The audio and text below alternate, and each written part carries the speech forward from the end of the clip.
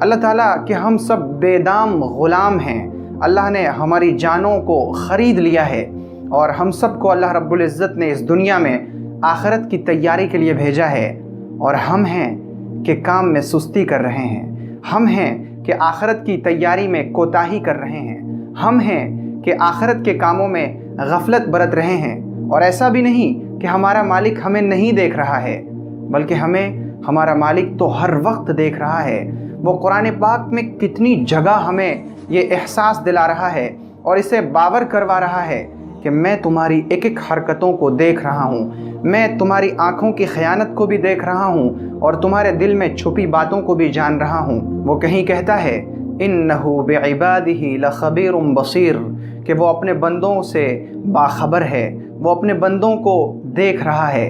وہ کہیں کہتا ہے لَيْسَ كَمِثْلِهِ شَيْءٌ وَهُوَ السَّمِيعُ الْبَصِيرُ اس کی طرح کوئی نہیں ہے، وہ ہماری تمام چیزوں کو سن رہا ہے اور ہماری ایک ایک حرکت کو دیکھ رہا ہے۔ اے میرے بھائی اور میری بہن، جب کہ ہمیں ہمارا رب دیکھ رہا ہے تو پھر بھی ہم غفلت میں کیوں ہیں؟ ہم کوتاہی میں کیوں ہیں؟ ہم محنت اور مشقت سے آخرت کی تیاری کیوں نہیں کر رہے ہیں؟ ہم آخرت کی تیاری میں چوری کیوں کر رہے ہیں؟ کیا ہم غلام سے، نوکر سے، مزدور سے اور بچے سے بھی بدتر ہیں کہ وہ سب تو جب اپنے مالک کو اپنی طرف دیکھتا ہوا دیکھ لیتے ہیں تو اچھی طرح کام کرنے لگتے ہیں؟ تو ہمیں جو قرآن پاک میں بار بار بتایا گیا کہ تمہارا رب تمہیں دیکھ رہا ہے، تمہارا رب تمہاری ایک ایک حرکتوں سے باخبر ہے، تو پھر ہم کیوں محنت سے آخرت کی تیاری نہیں کر رہے؟ ہم کیوں اللہ کے کام میں کوتاہی کر رہے ہیں؟ ہم کیوں نماز کو اپنے سر سے اتار رہے ہیں؟ ہم کیوں روزوں میں خیانت کر رہے ہیں؟ ہم کیوں نیک کام میں غفلت اور سستی برت رہے ہیں؟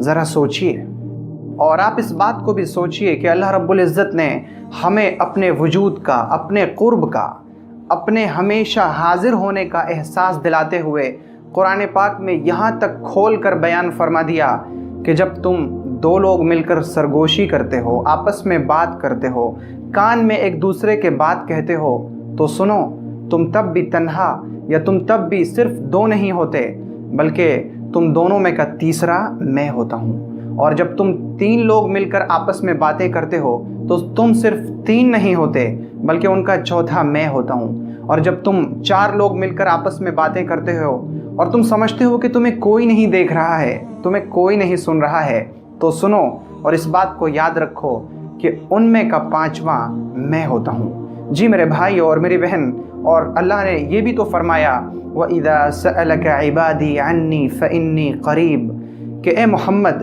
جب آپ سے میرے بندے پوچھیں کہ رب کہاں ہے تو آپ کہہ دیں کہ تمہارا رب تم سے بہت قریب ہے، اور جب تم اسے پکارتے ہو تو وہ سنتا ہے، اور ہاں، جب تم کوئی بھی حرکت کرتے ہو، یہاں تک کہ تم اپنی پلک بھی جھپکتے ہو تو وہ تمہیں دیکھ لیتا ہے، اور وہ اس قدر قریب ہے کہ اللہ رب العزت نے خود فرمایا ہے وَنَحْنُ أَقْرَبُ إِلَيْهِ مِنْ حَبْلِ الْوَرِيدِ کہ تمہاری شہ رگ تم سے جس قدر قریب ہے، میں تم سے تمہاری شہ رگ سے زیادہ قریب ہوں۔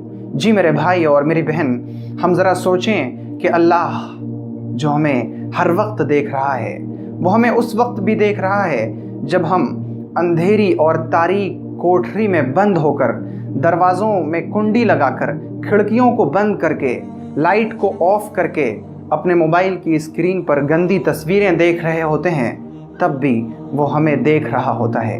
ہم ذرا سوچیں کہ جب ہم چھپ کر کوئی حرکت کرتے ہیں تب بھی وہ ہمیں دیکھتا ہے، جب ہم کھل کر کوئی حرکت کرتے ہیں تب بھی وہ ہمیں دیکھتا ہے۔ ہم اس کی آنکھوں سے کبھی چھپ ہی نہیں سکتے، ہم اس کی نگاہوں سے کبھی دور جا ہی نہیں سکتے۔ ہم اگر 1000 کوششیں بھی کر لیں تو ہم اس کی سلطنت سے کہیں باہر نہیں نکل سکتے، وہ ہماری ایک ایک حرکت سے باخبر ہے۔ اگر آپ کو یہ ویڈیو پسند آئی تو ویڈیو کو لائک کریں اور اسے اپنے دوست و احباب میں شیئر کریں، اور تازہ فکر سے جڑے رہنے کے لیے چینل کو ضرور سبسکرائب کریں، اور نئی ویڈیو سب سے پہلے پانے کے لیے گھنٹی کا بٹن دبائیں۔